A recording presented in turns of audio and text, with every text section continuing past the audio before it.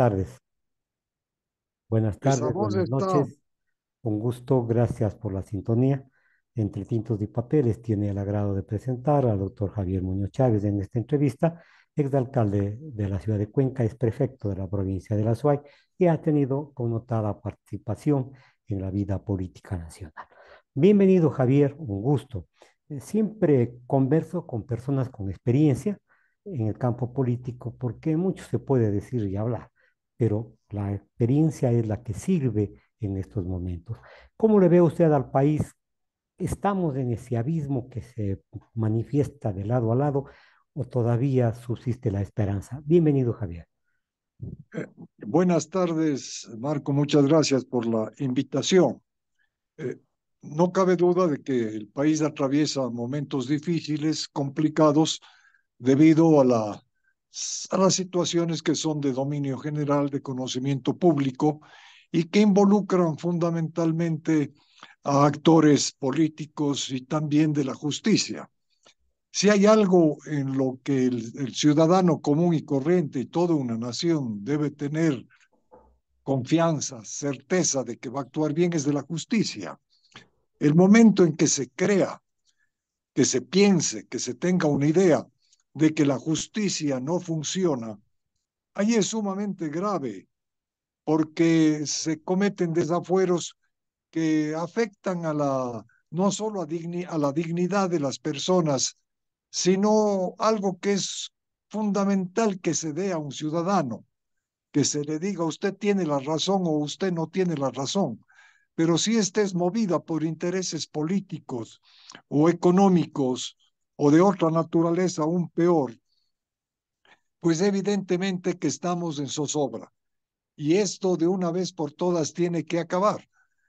Claro que es bueno que actúe la fiscalía. Yo estoy de acuerdo en que la fiscalía deba tener las herramientas necesarias para actuar. Eso es lo básico, eso es lo fundamental. Y darle el respaldo a que cumpla su tarea sin hacer favores ni también por temores. Pero se tiene que actuar todo de acuerdo con la norma legal y constitucional. Es decir, nadie está por encima de la ley. Y las instituciones y las personas tienen que actuar con ese criterio, con criterio de objetividad y de aplicación apropiada de la norma legal.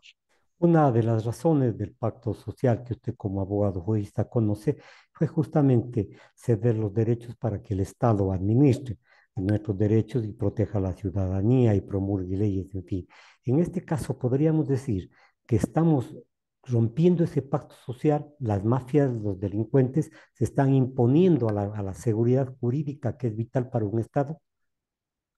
Bueno, no solo que se da a entender, sino que se puede apreciar muy claramente de que hay fuerzas poderosas que están atrás de determinados fallos judiciales, que de alguna manera lo hemos podido constatar a lo largo de los años. Es decir, personas de un nivel de peligrosidad sumamente elevado, que han dejado la cárcel sin prácticamente tener motivo o razón jurídica alguna, los habeas corpus, los recursos de revisión, etcétera, etcétera, el manoseo de normas constitucionales y legales ha sido pan de todos los días. Y esto evidentemente que causa malestar y causa indignación en la ciudadanía. Y eso es lo que estamos viviendo, ese sentimiento de no poder defenderse, ese sentimiento de impotencia que tiene el ciudadano frente al poder público, particularmente al de la justicia, en donde pues un grupo de amigos está prácticamente asaltando o ha asaltado a una de las funciones fundamentales de la vida de un Estado. Preocupa sobremanera. Y este malestar, este síntoma que usted lo ha señalado desde un inicio, pues causa desasosiego, por decir una palabra ligera, liviana, en la ciudadanía y desde luego indignación. De tal manera que es hora de que se adopten los correctivos necesarios, de que se hagan las investigaciones pertinentes, pero todo dentro de un marco legal. todo dentro de un marco legal. Esto tenemos que resaltarlo, porque desgraciadamente se quiere administrar justicia o realizar justicia a través de comentarios en redes o de manifestaciones por medios de comunicación. Y esto tampoco es nada bueno, porque que se quiera conducir a que se dicte un fallo de tal o cual manera, o ya juzgar de antemano por parte de grupos, determinados grupos que ya juzgan y determinan culpabilidades antes que el juez. Pues esto también está mal. Y tenemos, por ello, repito e insisto, que si bien es necesario darle las herramientas necesarias a una autoridad, a la fiscal, a la fiscalía como institución, pero no es menos cierto también que la institucionalidad va a tener acción plena el momento en que respete el marco legal en el que se ve inmiscuida. Bien, yo no sé si podríamos hacer un símil con el suicidio, perdónme la palabra, pero el Estado está plagado de corrupción, tomado prácticamente, cooptado todos los poderes del Estado. ¿No significa esto para los gobernantes una especie de karma, una especie de desasosiego, como usted dijo? Porque si no confiamos en la justicia y vemos que las autoridades están embarradas, todas ellas, la mayoría de ellas, en actos oscuros, ¿qué nos queda a los ciudadanos? ¿La justicia para mano propia, tal vez? Bueno, eso sería lo peor que nos pueda suceder. Hemos comentado en algunas oportunidades con usted que el valor y la esencia de la democracia, del sistema democrático, está en evitar el manoseo de las funciones del Estado, Ujú. legislativo, ejecutivo y judicial, cada cual en su andar y ver, pero son muy propensos tanto de la una función como del otro, me refiero de la legislativa y de la ejecutiva, a manosear a la judicial. Y esto estamos viendo prácticamente todos los días, no de ahora, de muchos años atrás. En consecuencia, el momento en que se respete la división y el respeto a las funciones del Estado, vamos a vivir un real régimen democrático y de derecho. Y ahí sí las instituciones van a demostrar que gozan de los mecanismos necesarios para actuar. La institucionalidad es algo que no debe perder el país por ningún concepto. Y esto se dará en la medida en que las demás funciones del Estado se respeten mutuamente. Prácticamente todas las funciones del Estado están tildadas de ser corruptas, de pertenecer a un grupo político, de servir a ciertas personas, en fin. Créase, le digo sinceramente, desde el Consejo de Participación Ciudadana, el Consejo Electoral y el resto de funciones que usted señaló, ninguna de ellas es confiable. Incluso la Corte Constitucional, que es el último recurso que tenemos los ciudadanos, también ha creado desconfianza. ¿Qué tenemos que hacer? A lo mejor nos toca repetir la gloriosa del 45. Bueno, usted aquí ha señalado a dos instituciones que realmente no deben tener la característica de función del Estado. El Consejo Nacional Electoral, el Consejo de Participación Ciudadana, son órganos sumamente importantes y que deben cumplir un papel trascendental, básico en la vida democrática del país, pero no tienen el carácter, no tienen la categoría de ser función del Estado como es la legislativa, la ejecutiva y la judicial. De allí viene el debilitamiento de estas tres funciones del Estado, de la presencia de ciertas funciones adicionales ad hoc, ¿no? Que son designadas de una forma misteriosa y extraña, pero que cumplen un papel protagónico en una serie de actos y les dan la categoría de ser función del Estado, ¿no? Y esto no es nada bueno, esto desinstitucionaliza al país.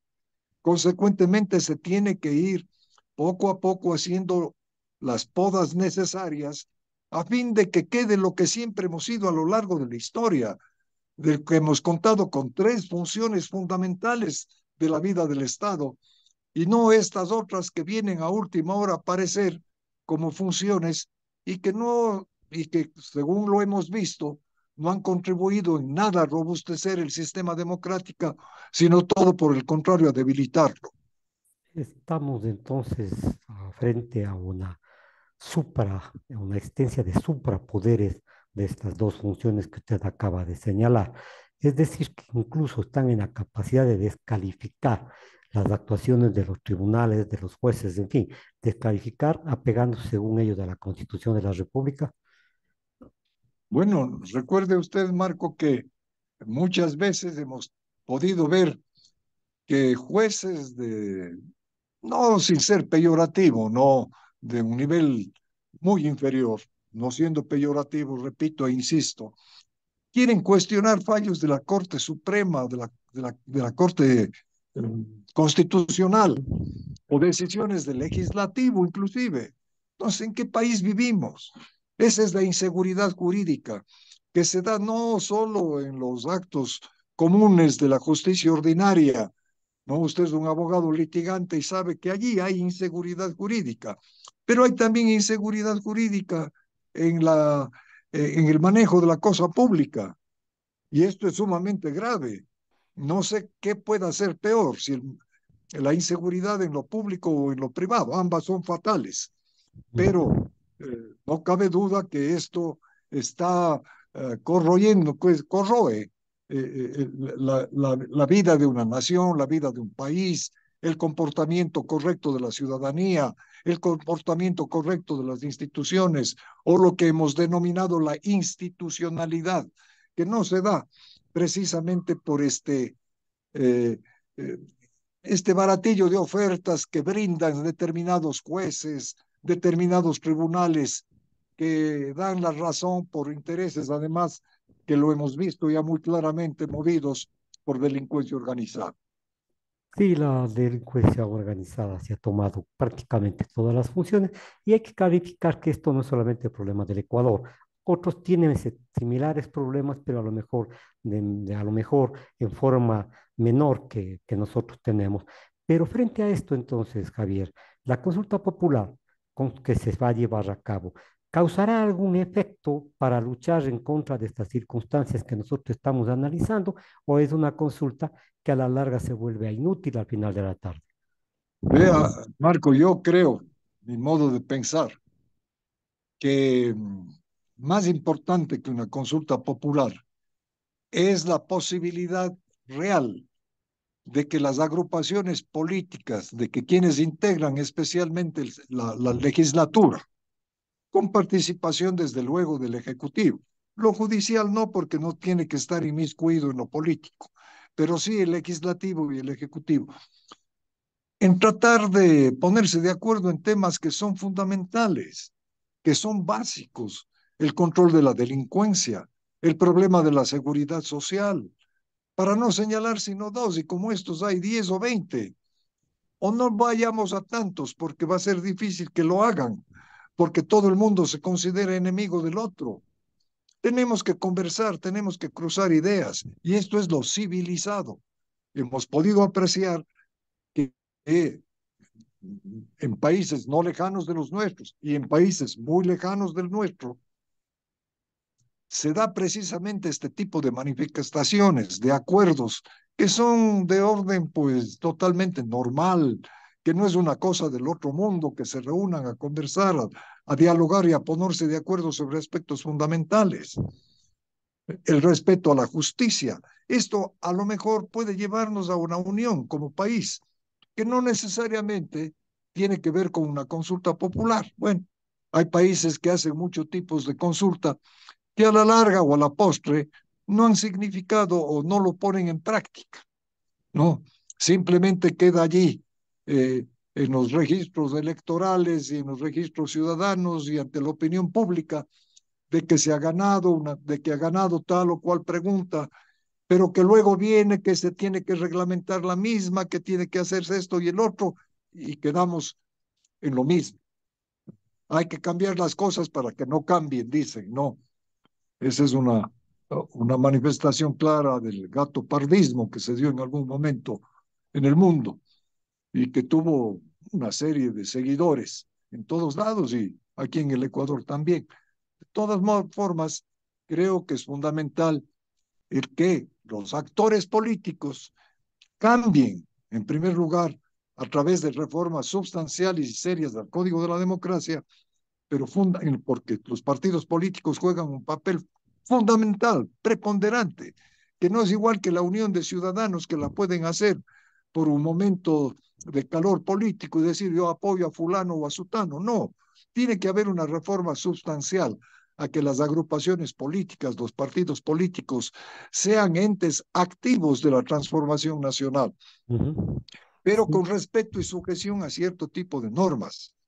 No, no en que pues se dé paso a la presencia de personas no deseadas, que muchas veces pululan en este tipo de agrupaciones eh, aparentemente políticas, pero que no son en el fondo políticos, sino oportunistas. Bien, frente a las palabras suyas, tenemos que tomar en concepto o tenemos que insertar dentro de la conversación la teoría que se ha expandido en el mundo, que los partidos políticos ya no existen, que los partidos políticos sirven para servir a jefes, que los partidos políticos no cumplen la tarea. Yo difiero, por cierto, con esa opinión, pero sin embargo, ahora el ser independientes, ahora el ser camaleónico, buscando intereses personales, es la estampa que estamos viendo en la República del Ecuador. Si vamos a reformar la ley electoral, vamos a reformar el Código Penal, en fin, deberíamos de entrar a una situación de diálogo, como usted dice, Javier. Usted como político antiguo, ¿cree que los jefes, los jeques, los que dirigen las organizaciones políticas van a poner por encima el interés popular frente al interés personal? Bueno, precisamente tienen que haber cambios y los cambios fundamentales tienen que estar en las personas. Pero si usted ve qué es lo que sucede en gran parte del país, no sé si en todas las provincias del Ecuador, pero si hay un dirigente que es popular, que ha ganado elecciones y que ve que puede tener una presencia política continua, más allá de las que ya tuvo a través de la decisión popular, forman su propia agrupación política que no tiene una base ideológica mayor, sino que tiene una participación que está muy ligada al líder, ¿no? Y si el líder desaparece, desaparece el partido político, y esto hemos visto que se da prácticamente en todos los momentos en el Ecuador. Ujú. Partidos muy locales que no tienen una trascendencia nacional o que si la tienen, dan lugar para que vengan otros y traten de, allí sí, pues tener una participación no tan clara, sino muchas veces oscura. Puede ser que hayan excepciones y de hecho las hay, pero en el fondo esto se da y esto no creo que contribuya en nada para lograr aquello que perseguimos, reformas a un código de la democracia en donde las reglas de juego sean claras, en donde el comportamiento de los dirigentes políticos tiene que ser totalmente diferente al que actualmente existe o al que hemos estado acostumbrados y naturalmente se tiene que cambiar, porque si vemos que algo no ha funcionado en el país, que algo no marcha bien, ha sido la forma como se conciben el, las agrupaciones políticas, el control político, etcétera. Hemos visto hace poco lo que sucedió en la ciudad de Quito con un juicio que se seguía un funcionario por haber tenido una participación electoral, en donde no Ujú. se le impone la sanción que contempla la ley, sino otra que también la contempla, pero que es secundaria. Y realmente si nadie cumple con la ley, si hace caso omiso de las disposiciones correspondientes en materia electoral, pues se da pábulo precisamente a que cada uno haga lo que a bien tiene, o como vulgarmente se dice, hago lo que me da la gana, porque no me pasa nada. Y esto es lo que hemos estado acostumbrados a ver y a vivir en el Ecuador de mucho tiempo atrás. Ahora, Javier, usted citó dos situaciones que a mí me llaman la atención poderosamente y que las repudio de forma clara: la utilización fraudulenta de las plataformas digitales a través de personas incógnitas que no les importa tirar lodo con ventilador. Esta situación debe ser regulada en algún momento y ojo, que no estoy atentando a la libertad de expresión porque soy periodista y conozco exactamente hasta dónde llegan mis límites, pero esta situación de las plataformas y la posición política de los medios de comunicación grandes que están al servicio de intereses políticos y de políticos en concreto que son dueños incluso de los medios de comunicación.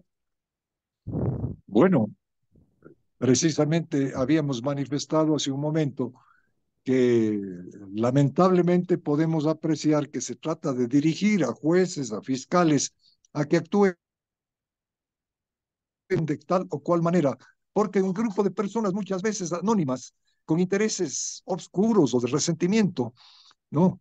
Por odiosidad, tratan de afectar la dignidad y la honra de las personas. Yo creo que todos respetamos la libertad de opinión, la forma democrática en que deben actuar los medios de comunicación, pero estamos viviendo una época de pocos años que amerita que se haga un análisis más a fondo de cómo pueden ser, no sé si decir exactamente, no creo que sea la palabra apropiada, controlada, Ujú. pero sí con una cierta participación de algún órgano especializado, alejado de los vaivenes políticos, para que pueda regular en alguna medida la forma en que se tienen que hacer los comentarios y opiniones. Se dicen barbaridades respecto al honor, al buen nombre de las personas, antes que un juez aboque conocimiento o simplemente porque se escucha o porque es un rumor, la persona ya se ve afectada y es muy difícil salir de, esta, de esta situación en la que se le involucra injustamente a una persona. Antes teníamos la posibilidad de que si alguien hacía una manifestación dura, alejada de la verdad contra tal o cual persona por un medio de difusión, radio, televisión, diario, periódico, tenía la posibilidad de acudir ante un juez y pedir la, que se hagan los correctivos necesarios, ¿no? Para que no se atente contra la honra de las personas. Pero este momento hay otro tipo de plataformas que tienen una concurrencia masiva que no están sujetos a este tipo de manifestaciones y comportamientos. Ujú. Y esa es la época y el momento en que vivimos. ¿Eso será libertad plena de expresión?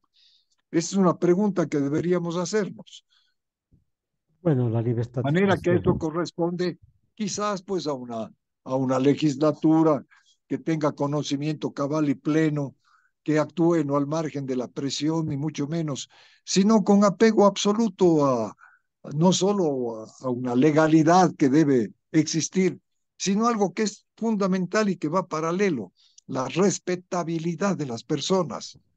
Y esto tampoco se puede dar paso a que todos los días se esté atacando a una persona, muchas veces sin fundamento, otras con fundamento desde luego, pero otras sin fundamento. Pero lo grave está en que se pone en el mismo saco al que tiene la razón o al que no la tiene, al que actúa rectamente o al que actúa incorrectamente, de manera que causa confusión en la ciudadanía y esto da lugar a una gravísima situación que realmente tiene que de alguna manera ventilarse dentro de un ámbito público. Bien, perfecto, Javier, pero yo había señalado la presencia que tienen los medios de comunicación masivos, los grandes clubes de la comunicación, que incluso son internacionales y que defienden intereses económicos.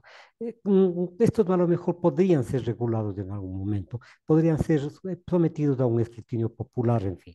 Pero las redes sociales, las plataformas sociales y los espacios de los medios de comunicación se utilizan para crear una pugna, pues no sé si las personas lo oigan, pero realmente acusaciones van, acusaciones vienen, el dime y el direte.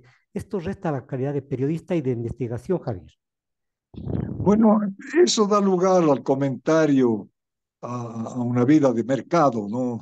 Sin tratar de ofender a quienes hacen esta noble y gran actividad que es la de poder facilitar los productos a las personas. Pero se está poniendo al mejor postor muchas veces. Ujú. Y hay redes de comunicación internacional que tienen un peso enorme, que también están cada vez más presentes en nuestro medio, con la presencia de las tecnologías, pues cadenas internacionales se las puede oír, se las puede escuchar y se las puede ver todos los días y en cualquier momento. Y estarán en la línea correcta qué intereses defienden, serán todos intereses positivos. Entonces, todo esto, ¿cómo se controla, no? ¿Cómo podríamos controlar que la CNN, la BBC de Londres, etcétera, tanta cadena internacional, puedan sujetarse a leyes locales? Va a ser sumamente difícil, ¿no? Pero de todas formas se está viendo, se está apreciando que dan criterios, que dan opiniones, que también juzgan, ¿no? Que también son severos frente a tal o cual persona, que pueden tomar también algún apego político determinado a determinada persona. Y esto, pues, tampoco es nada positivo. Cuando alguna vez tuve la oportunidad de servir a la Universidad de Cuenca en la Facultad de Periodismo, decía yo que la prensa es el cuarto poder del Estado, pero siempre decía con reserva, posiblemente es el primer poder del Estado. Tuerce voluntades, pues acciona comportamientos, hace que las personas se disloquen de la realidad, crean noticias, crean falsedades, allí está presente solamente el afán personal. Pero a lo que voy, Javier, ¿cree usted que los partidos políticos deben hacer un trato honorable para conversar entre ellos y no llegar a ese escándalo de diatriba de la falta de posición ideológica incluso en los medios de comunicación, que mientras más pugna existe en la ciudadanía, más likes tienen y más dinero producen, Javier? Claro. Bueno, hay algo que es fundamental y que no debemos perder el concepto de lo que esto significa. Hay medios de comunicación que actúan al margen de la ley y también debemos ser conscientes que muchas veces la sanción que un medio de comunicación da, porque es una sanción a través de una opinión, puede ser mucho más severa, puede ser mucho más dura, puede ser mucho más directa, puede ser mucho más impactante que la que dé el propio juez. Es decir, se hace un tipo de comentario por parte de la opinión pública, ¿no? Y esto puede afectarle a la persona más que lo que pueda en realidad realizar un juez. Entonces, la sanción de la opinión pública, que en un momento puede ser bueno, ¿eh? Ojo, puede ser bueno, Sí, sí, sí, sí. que sea la opinión pública la que determine la culpa, no la culpabilidad por eso, porque eso no le Que corresponde a un medio juzgue de el hecho comunicación, moralmente, digamos así, ¿no? pero la sanción de la opinión pública puede ser mordaz, puede ser dura, pero también puede cometer errores, como lo están cometiendo los jueces. Y ahí sí, ¿en qué quedamos? Bien. El hecho de que decir que el periodismo puede ser un poder del Estado, el poder que tiene un medio de la comunicación es enorme, es gigantesca, Ujú. pero de allí la responsabilidad de los comunicadores, de los medios de comunicación, de las cadenas nacionales, internacionales, etcétera, tienen que revisar su situación, ¿no? Porque saben del poder que tienen, del poder con el que cuentan y de lo que pueden hacer o lo que pueden dejar de hacer, lo que pueden dejar de decir. Bueno, porque esto también es grave, que no se diga algo que tiene que decirse. Sí. Y eso es Ahora, lo que estamos viviendo y ahí tiene que haber una actuación naturalmente acorde con los principios normativos correspondientes. la deontología se ha dejado de lado, Javier, la moral se ha dejado de lado. Se decía que el papel y la muralla digamos que la muralla es del papel del canalla, pero ahora las redes sociales parece que están tomando esta posición. Deberíamos entonces en algún momento solicitar al organismo correspondiente que estas páginas, que estos fake news, que en fin, que se propagan, deban ser suspendidas por las operadoras. Bueno, todos los días acudimos porque hoy se ha vuelto un medio de comunicación y medio de vida prácticamente a través de las redes, del teléfono celular, etcétera, que estamos atrás de la noticia que si es correcta, que bien, pero se dice que más de la mitad de lo que se publica o de lo que se dice no es verdad. Es basura. Entonces, esto nos pone en una situación sumamente compleja y el ciudadano ya se está dando cuenta de que la información que recibe no es totalmente verídica, que puede ser y que de hecho hay vericidad, puede haber actos verídicos, pero que muchas veces no los hay y que se manifiestan a veces hasta situaciones alejadas al comportamiento moral, al comportamiento ético, a la forma de actuar recta de los medios de comunicación y de quienes hacen